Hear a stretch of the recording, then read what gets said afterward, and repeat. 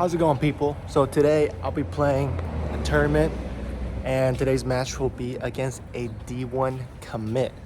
But not just any D1 commit.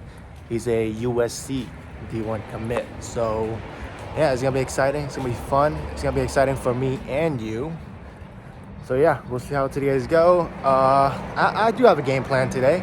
Funny enough, he's actually one of the students of the tennis academy that I coach at. So we've played a few times. I think I've only won once out of like 4 or 5 times. So hopefully today will be my second time winning. But I do have a game plan, and yeah, let's see how today's go. Now today's match is gonna be hopefully pretty fun if I can bring my A game to this match. But so a little bit about my opponent, who is obviously a USD D1 commit, and his game style is just very solid. You know, like he doesn't make any like unforced errors when he doesn't have to. His game is just extremely textbook, I can say. Obviously, he's still good at some areas, but his overall game is very, textbook. So my game plan today is to be as scrappy as possible. Throw in some drop shots here and there, bring him up to the net with some weird shots. Maybe try to hit big and stuff like that. That's a very, very risky game. But obviously, I'm a 9.3 UTR, right? He's at 11.6, 11.5, I think, somewhere around there. So it's like, obviously the margins of like the level is huge, right? 2 UTR above. So obviously I can't beat him in a straight, grinding, consistent match. So I have to switch it up sometimes, kind of like for example, like your Nick Kyrgios playing Rafael Nadal. You're not gonna beat him in a rally at over 20 shots, right? You have to change it up, stuff like that. So that's just kind of the game plan that I have. Now, can I execute this game plan? We'll see. We shall see, because the day before the tournament or the day before the match, I'm just, telling myself, hey, anything can go on in a tennis match. You might not be having the best day. I might not be having the best day, or I can be having the best day of my life, which could happen, never know. So this should be interesting. Hopefully the tennis quality is high. I do pray. If it's not, then I apologize. It's most likely my mistake due to silly mistakes that I'll be making. So yeah, good mood. If I do get angry, hopefully on camera it will show me throwing a racket or smacking the ball. And on top of that, dude, I am not, wealthy or rich by any matters, man. Dude, these tennis rackets are expensive, bro. Yonex, if you're watching this, or anyone from Yonex, bro, please, like, help me out, man. I only have 2 rackets of Yonex, man. I don't want to buy the third one because it's so expensive. So my backup to the 2 Yonex that I have is a Babolat Aero from 2012, bro. The yellow Bumblebee rackets. Oh my god. Please. And the prize money for this is $650. So maybe I could get 2 more rackets if I win the whole tournament. If I don't, obviously I am very blessed to have 2 new E-Zone Yonex rackets. But never hurts to maybe get a second or third one new, because hey, I am trying to make this into a series. I do want to post this type of videos more consistently. So never know, man. People, if I do play well, I might say it's because of the racket, and then people will be like, oh my god, you went to a 9 UTR and 10 UTR in 3 months. It must be the racket. And then boom, Yonex, you gotta sell yourself some business. It just kind of is the racket, but hey, you never know. All right, that's enough. Hey, if you like this content, make sure to go follow my Instagram at dchantennis for daily vlogs of my journey. Now let's get back to the video. All right, here we go. Commentary time. This is a unedited, unfiltered, just straight, real commentary. first point here. Goal in this match was to play my game, play my shots, be very consistent, and just be locked in from point one. Because I know he was a D1 recruit, so he's not going to make any silly mistakes. So I have to earn every single point here. Great first point, caused him to make a error on the backhand side. And yeah, ooh, great return. Whoa, whoa! I didn't know I had that in my locker. Hold on. Oh, scrappy. Great forehand by him. Come up the net. Great dig. Uh, hey, great point. Hey, great first 2 points to start off the match. Here I actually have a break point opportunity. See what I do here. Playing big margins here. Playing the big court. Tennis court is big. No need to go for the lines. I think I'm gonna regret saying that. And I go for the lines. Yep. Okay. All right. Still got opportunity. Deuce point here. Deuce. Great forehand by him. Wow. Generous line call there by him as well. Love honesty.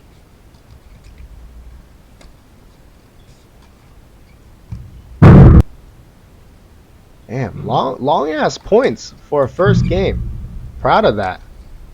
Like, I know I played the match and I edited this video, but still I haven't touched this video in 3 months. So I'm watching this like, first time as a viewer here. Oh damn. Now I'm down love 40.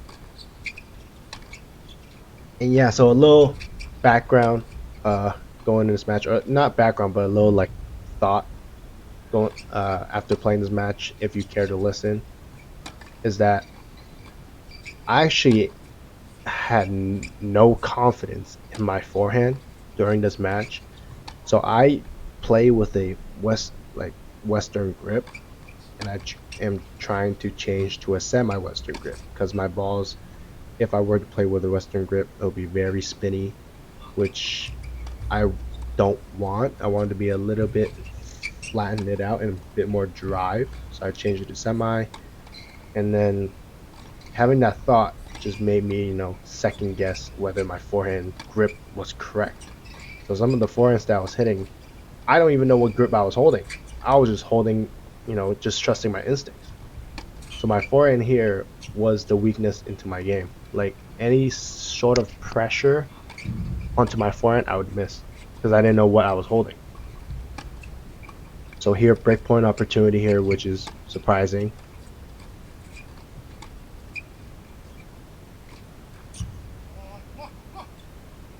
Yeah, wow. Mistake by him, which is a gift.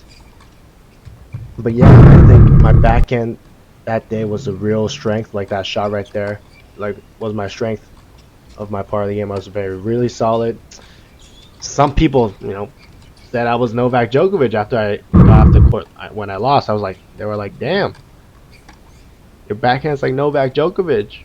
Nobody said that, yeah, no one said that, but I was thinking of that. And I have a Novak Djokovic backhand, but my forehand was like a 3-0 USTA league player, so it didn't matter, right? You hit it to my forehand, I am not going to do anything. I'm going to run around and hit a backhand.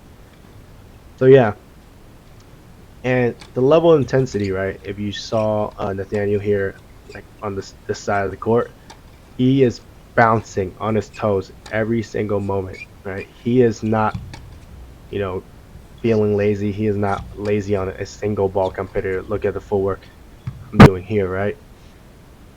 Like I'm not on my toes 24/7, which is something I need to work on, which I have been working on by the time of this video comes out, which I pretty much try to train every single day on my Instagram page. I post like daily vlogs of how I improve my tennis game. So if you're interested in that, make sure drop a follow on the Instagram page. It would be much appreciated, and it would help a lot for me to stay motivated. I mean, not that I would lose motivation if I don't get any followers, but I still post it because it's for my documentary. But yeah, here back.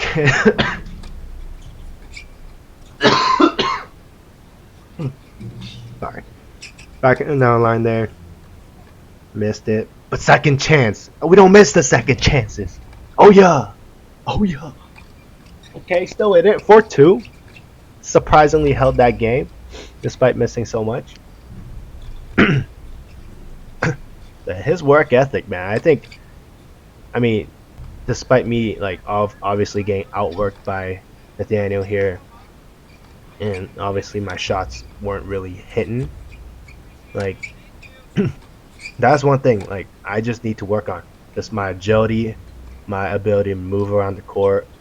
Because I hit shots where I have to run to a specific spot to hit a better shot to have a higher chance of closing out the point. Lucky backhand there, shank there. And if I don't have that, agility or ability to get fast around the ball, then I'll just miss, right? So I've been working on that by working on my endurance, stamina by running a mile, hopefully every day. And if I don't, I'm practicing hitting with a friend. So days where I'm not hitting with a friend, I'm usually working on my conditioning and like footwork drills I posted on my Instagram. But yeah. And here down 3-5, still keeping it competitive, right? Even though the scoreline might says something different, I'm only down a break here. So if I break here, we would be back in business.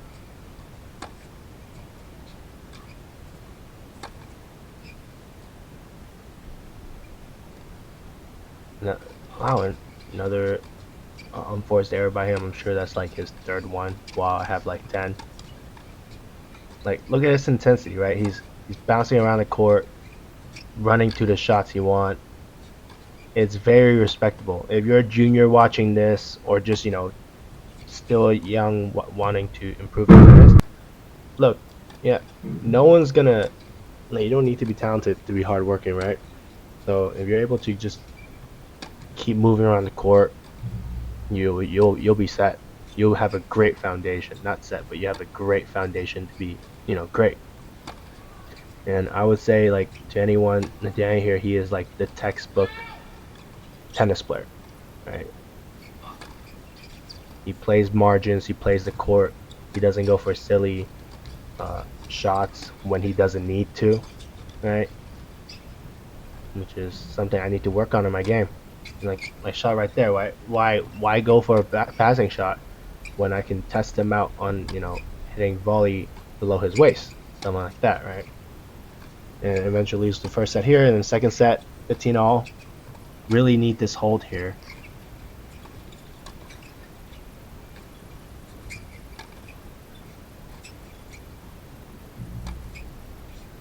That shot there, I should be running around to hit a forehand, but backhand was more solid that day.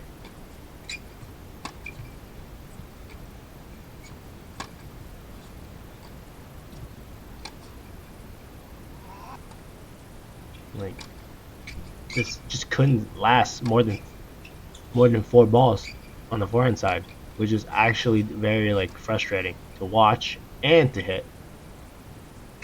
So if you have any advice on how I can improve on my game, how I can improve my forehand side especially, right? Please leave a comment down below on my YouTube channel or on my Instagram page. Actually, Instagram page would actually help a lot because I actually post every single day. So if you're able to watch what I do, have a comment or opinion on what I could possibly do better on what I'm doing wrong, would be greatly appreciated. Yeah. Down 2-1 here. I think this is where the match was slowly slipping away. He was getting more confident in his shots while I'm actually losing confidence, which is the last thing you want in a tennis match, especially in the second set.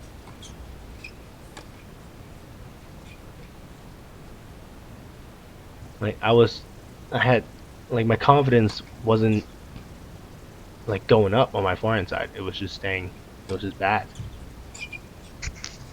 But didn't really let that affect on the overall of my game. I just kept playing my shots, hit winners sometimes, hit more unforced errors most of the times. It's just so bad. But yeah. We move. I want to keep this commentary more entertaining, but it's low key like a little bit frustrating and depressing watching this back. Now, I'm not sure if you guys are entertained by what I'm saying, but hopefully you are. Hopefully it's not a snooze fest. Hopefully I'm not talking like a snooze fest. And oh my god, okay, while I'm talking about snooze fest, this point comes up really. Oh my, 3 point, two chances to put away. Go for the tween, brick.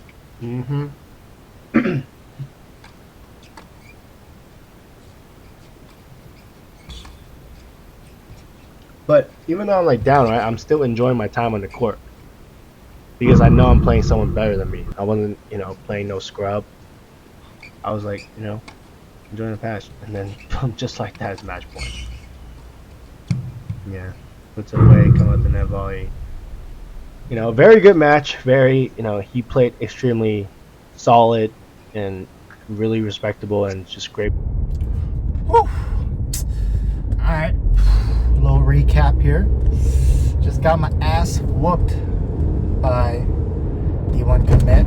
Honestly, dude, it was just like, it was kind of like how I said it. It's very textbook, and I didn't really go with the game plan that I had. My game plan was to be scrappy. I didn't really do it that way.